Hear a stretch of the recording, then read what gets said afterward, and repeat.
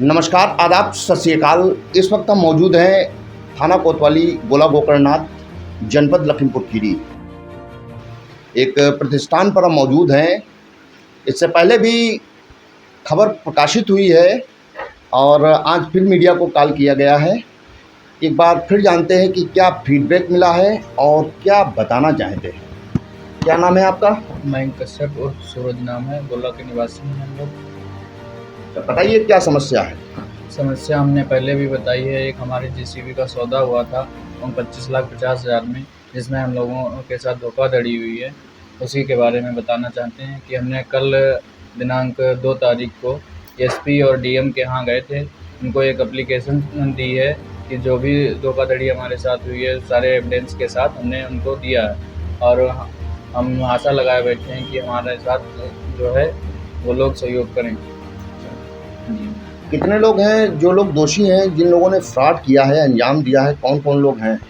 एक तो हमारे गोला के ही हैं जिन्होंने हमें उनसे मिलवाया, मुस्तफ़ा ऊँची भूड़ के, और उन्होंने अपने दोस्तों के साथ मिलकर फ्रॉड किया है। वो लोग गाज़ियाबाद के रहने वाले हैं, मुरादनगर के। क्या नाम है? नरेंद्र कसाना, भूपेंद्र कसाना, अनुज कसाना। नरेंद्र, भूपेंद्र, अनुज कसाना। जी, अच्छा, इन लोगों ने फ्रॉड किया। जी। अच्छा, ट्रांजेक्शन जो किया है ऑनलाइन किया है, एविडेंस तो सारे होंगे हाँ, आपके सब पास? आरटीजीएस वगैरह फ़ोन पे किया है, सारे एविडेंस हैं हमारे पास, फिर भी हमारी कोई सुनवाई अभी नहीं हो रही है। अच्छा, कहाँ कहाँ आप जा चुके हैं? गोला कोतवाली गए, फिर एसपी यहाँ गए, डीएम के यहाँ गए, सब कहीं जा चुके हैं जहाँ जहाँ जाना चाहिए हम लोगों को। अब देखते हैं यहाँ भी अगर कार्रवाई नहीं होगी तो ऊपर भी जाएंगे हम लोग। जी। तो क्या लग रहा है कि पॉजिटिव रिस्पांस मिलेगा जो आपने कार्रवाई जिले लेवल की है? एसपी सर ने कहा है कि हम कार्रवाई करते हैं, आप लोग वैसे चिंत रहिए और जांच करवाते हैं। अब उनसे उम्मीद लगाए बैठे हैं, देखिए क्या होता है। जी। आपका क्या नाम है? शादाबुल्लाह खां। शादाबुल्लाह खान। शादाब, पिताजी का नाम क्या है? इश्तियाकुल्लाह खां, निवासी गोला, कोटा रोड। मयंक कश्यप से आपके क्या संबंध है शादाब? हम दोनों बिजनेस पार्टनर हैं, काफ़ी टाइम से हम लोग साथ में काम कर रहे हैं। तो इस संबंध में हम दोनों साथ में ही डील कर रहे थे मशीन की, जो टोटली फ्रॉड करा गया है। इसमें मुस्तफ़ा ने अपने 3 साथियों के साथ मिलकर 15,50,000 रुपये का इन्होंने मेरे साथ फ्रॉड करा है, जो कि 15 लाख रुपए मैंने अकाउंट में दिए हैं और 50,000 रुपये नकद दिए हैं। कल दिनांक 2 तारीख को कप्तान साहब के यहाँ और डीएम साहब के यहाँ हम लोग गए थे अपनी अर्ज़ी लेके। तो आश्वासन उन्होंने दिया है, निश्चिंत रहिए, इस पे निश्चित ही कार्रवाई होगी। हमें आशा ही नहीं, उम्मीद है कि उचित कार्रवाई करके दोषियों को दंड मिलेगा। माने उम्मीद लगाए बैठे हो कि न्याय मिलेगा? बिल्कुल बिल्कुल मिलेगा। न्याय की ही लड़ाई हमारी है, हमारी सच की लड़ाई है। माननीय योगी जी की सरकार में होते हुए न्याय से हम लोग वंचित नहीं रहेंगे, ये हमारी आशा है। तो मेन इसमें दोषी कौन है? मेन दोषी इसमें मुस्तफ़ा, नरेंद्र, भूपेंद्र और आशू, ये 4 लोग हैं। आशु मतलब? ये कुछ नाम और बता ये देते हैं? अनुज उर्फ आशू। अच्छा, अनुज उर्फ आशु। जी। अच्छा, तो बहरहाल ये एकदम कैसे आपने इतना पेमेंट कर दिया और फिर आपको जेसीबी नहीं मिल पाई, ये कैसे एकदम? 4 जुलाई को मुस्तफ़ा ने हमें व्हाट्सएप पे फ़ोटो भेजे जेसीबी के, हमारी उनकी बात हुई। बात होने के बाद मुस्तफ़ा ने मेरी कॉन्फ्रेंस पे नरेंद्र से बात कराई। बात होने के बाद हमारी 25,50,000 रुपये में डील फाइनल हुई। उसके बाद बात आई टोकन अमाउंट की, तो मैंने कहा मैं मशीन देखूंगा, देखने के बाद अमाउंट दूंगा। तो मशीन देखने मैं मुस्तफ़ा के साथ उनके गांव मुरादनगर रेवड़ी गांव है, वहाँ पे गए, मशीन देखी, मशीन चेक करी, सब चीज़ें, आरसी उनकी चेक करी मैंने, उनका आधार कार्ड, ये सब चीज़ें मैंने चेक करी। उसके बाद मैंने 20,000 रुपये उनको टोकन अमाउंट के तौर पे दिया। उसके बाद मैं गोला आ गया। मैंने कहा आप अपना लोन क्लोज़ कराइए, एनओसी दीजिए और फिर बचा हुआ पेमेंट लीजिए। वो बोले मैं लोन जमा करने में असमर्थ हूँ, आप मेरा लोन अमाउंट जमा करा दीजिए, उसके बाद एनओसी आ जाएगी, लिखा पढ़ी के साथ हम आपको मशीन हैंडओवर कर देंगे। मशीन मैंने उनको 15 लाख रुपए अकाउंट में दे दिए। तय तारीख पे वहाँ पहुँचे हम, मुझे एनओसी और मशीन दोनों ही देने से वो मना कर दिए। फिर बाद में पेमेंट जो देना था वापसी, वो भी नहीं उन्होंने तय टाइम पे वापस करा। बाद में उन्होंने धमकी दी कि आप ले पाएँ ले लें, मैं मशीन नहीं बेचूंगा, नहीं पेमेंट दूंगा। बोले यहाँ कहीं दिख गए तो तुम्हें जान से मरवा देंगे, ऐसी धमकी हमें देके वहाँ से जो है भगा दिया गया। तो ओवरऑल शासन और प्रशासन से क्या कहेंगे? प्रशासन से यही कहेंगे कि उन पे दोषियों पे कार्रवाई करके उन दोषियों को पकड़ा जाए और हमारे साथ जो छल कपट हुआ है वो निष्कासन उसका निकाला जाए और हमारा पैसा वापस करा दिया जाए। आप क्या कहेंगे? साथ में मैं एक बात कहना चाहूँगा, मुझे डाउट हो गया था जब इन्होंने मुझे मशीन हैंडओवर करने की बात कही थी 28 जुलाई को, तब इन्होंने नहीं दी। फिर 3 अगस्त को कहा, तब भी नहीं करी। तो उसके बाद मुझे लग गया था कि ये फ्रॉड कर रहे हैं। निश्चित मुझे तब हुआ बिल्कुल जब इन्होंने एक 156(3) की इन्होंने कोर्ट में अर्जी डाली कि ये हमारे मिलने वाले थे और फरवरी में हमने इनको 20 लाख रुपए नगद दिए हैं।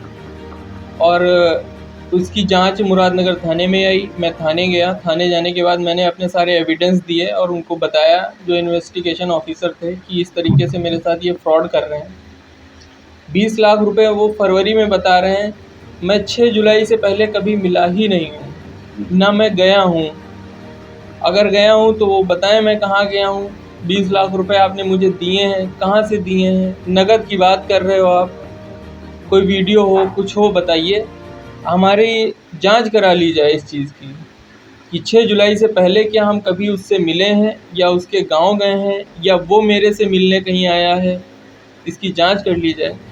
और मेरा यही अनुरोध है कि मेरी FIR लिखे, इस पे जल्द से जल्द कार्रवाई की जाए। हमारा मुकदमा अभी तक नहीं लिखा गया है। हम यही अनुरोध करना चाहेंगे अपने कप्तान जी से कि हमारा मुकदमा लिखाया जाए और उन पर कार्रवाई करी जाए। देखिए, अभी मयंक कश्यप और शादाब जी को सुन रहे थे, जिन्होंने बताया है कि 4 जुलाई को मुस्तफ़ा के द्वारा व्हाट्सएप पर एक JCB का फ़ोटोग्राफ भेजा जाता है। क्योंकि जानकारी ये मिल रही है कि मुस्तफ़ा जो गोला निवासी हैं वो किसी कंपनी JCB कंपनी से जुड़े हुए हैं, काम कर रहे हैं, कार्यरत हैं। 4 जुलाई को जब आप लोगों के पास में फ़ोटोग्राफ आता है और उसके बाद देखने के लिए आप लोग गाज़ियाबाद जाते हैं।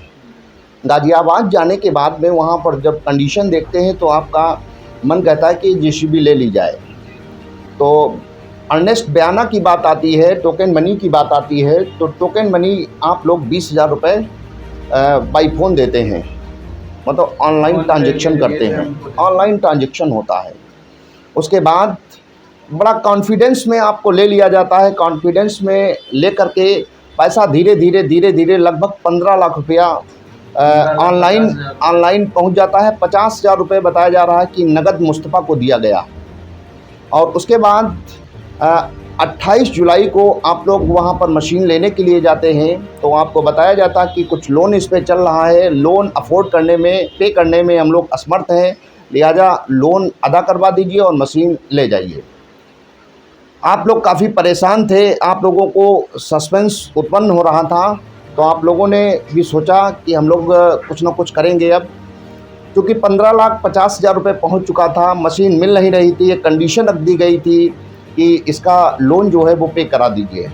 खैर, दोबारा आपको पुनः बुलाया जाता है 3 अगस्त को।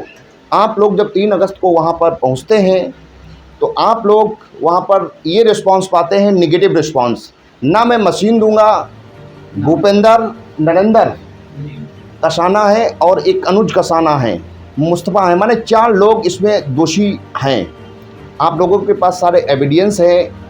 जब आप लोगों को मना कर दिया जाता है तो आप लोग काफ़ी परेशान होते हैं, कोतवाली के चक्कर लगाने लगते हैं। एक मनगढ़ंत कहानी उन लोगों के द्वारा बनाई जाती है कि हमने आपको फरवरी में 20 लाख रुपए दिए थे, फरवरी 2024 में 20 लाख रुपए दिए थे नगद आप लोगों को। आप लोगों का कहना है कि हम लोग जुलाई से पहले ना इन लोगों से मिले हैं कभी, ना मेरा कोई परिचय है। हम लोगों का सर्विलांस से, बाई सर्विलांस से, कॉल डिटेल से CDR सब निकलवा ली जाए। अगर कोई साक्ष्य पाया जाता है तो हम लोगों पर भी कार्रवाई होनी चाहिए। बहरहाल आप लोग बहुत ज़्यादा परेशान हैं इस वक्त। और मामला कोर्ट में जब जाता है वो लोग 75(3) करते हैं। एक 56(3) करते हैं तो वहाँ पर आईओ जो होते हैं, विवेचना जब माननीय कोर्ट के द्वारा मांगी जाती है तो वहाँ पर भी आप लोगों ने बताया है कि आप लोगों के पक्ष में रिपोर्ट लगाई जाती है, चूँकि आप लोगों के पास में सारे एविडेंस मौजूद हैं। इस वक्त आप लोग बहुत परेशान हैं। पुलिस कप्तान लखीमपुर खीरी, डीएम लखीमपुर खीरी के पास में कल 2 सितंबर को होकर के आ रहे हैं, मिलकर के एप्लीकेशन दे आए हैं, तहरीर दे करके। और आप लोगों को आशा ही नहीं अपितु विश्वास है कि योगी आदित्यनाथ मुख्यमंत्री उत्तर प्रदेश के कार्यकाल में न्याय होगा और डीएम और कप्तान के द्वारा भी न्याय किया जाएगा। जो दोषी हैं उनके खिलाफ मुकदमा दर्ज करके जो पीड़ित हैं उनको न्याय दिलाया जाएगा। बहरहाल अब देखना है कि इस मामले को लेकर के शासन और प्रशासन का रवैया क्या रहता है। इसी के साथ ब्यूरो रिपोर्ट यूपी खबर।